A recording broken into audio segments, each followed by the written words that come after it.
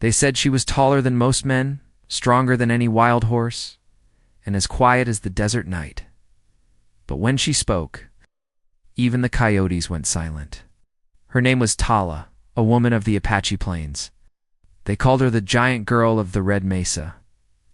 And this story begins on the night she crossed paths with a man who had forgotten what it meant to feel alive.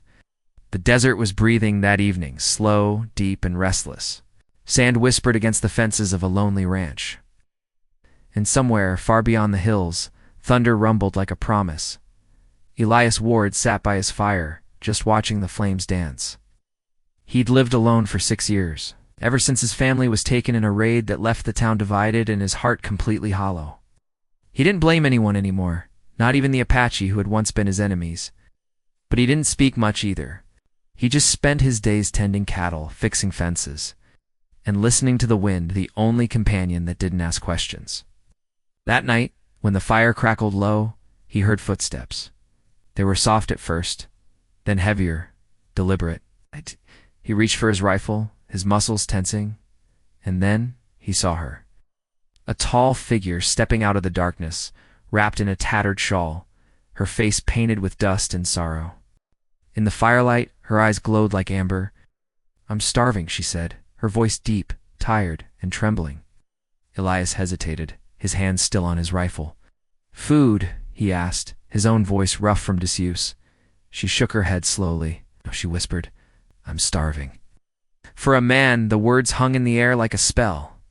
Elias's breath caught, but it wasn't desire he felt, it was confusion, a flicker of fear, and something else he couldn't name. The woman's expression wasn't wild or lustful. It was empty, as if she'd lost something sacred and didn't know where to find it again. He motioned for her to come closer to the fire, and she sat silently across from him. They didn't speak for a long while. Only the wind filled the gaps, carrying the scent of rain and the sound of faraway wolves. Finally, Elias broke the silence. "What did you mean by that?" Tala's gaze lifted from the flames. "My people are gone," she said softly. "The soldiers came at dawn. My father, my brothers, all taken. I walked for 3 days. I have no tribe, no name left. A woman alone. There's nothing out here. So yes, I'm starving for a man who still remembers what honor means." Her voice cracked on the last word, and Elias felt something twist deep inside him, a painful mix of guilt and compassion. He nodded slowly. "Then eat first," he said, handing her a tin of beans. "You can talk after." As the night deepened, the storm rolled closer. They ate in silence, listening to the thunder crawl over the mesas. And for the first time in years, Elias spoke. He talked about his wife, his little boy, and how the hatred between settlers and Apache had taken everything from both sides of the divide. Tala listened, her eyes distant, her hands folded over her knees. When he finally fell silent, she said quietly, "The land takes what it wants. But sometimes it leaves us pieces just enough to start again." Her words hit him harder than the thunder.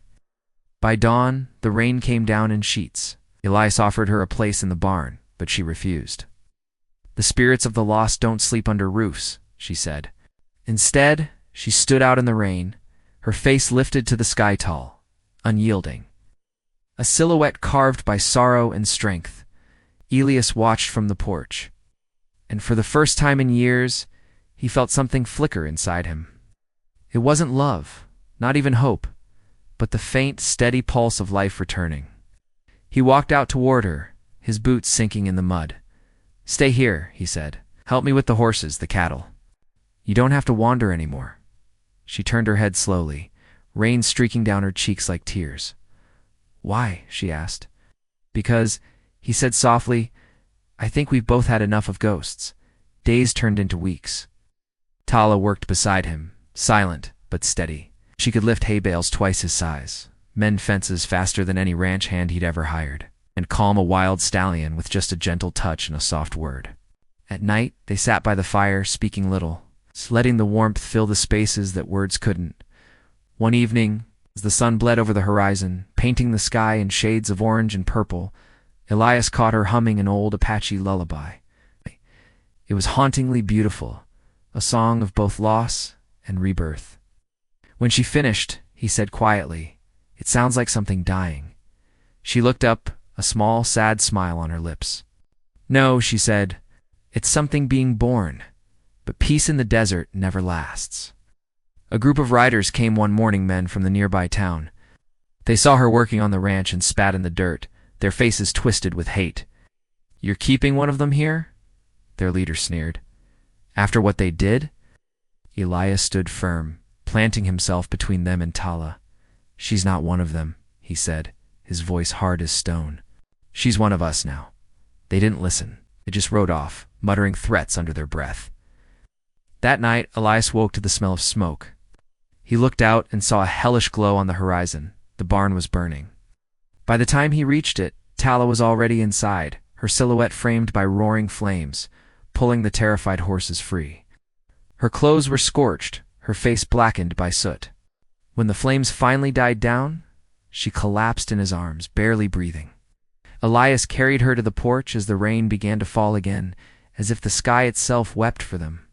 She opened her eyes just long enough to whisper, "Don't let them take what's left of me. Let me belong here, with you." And then she was gone.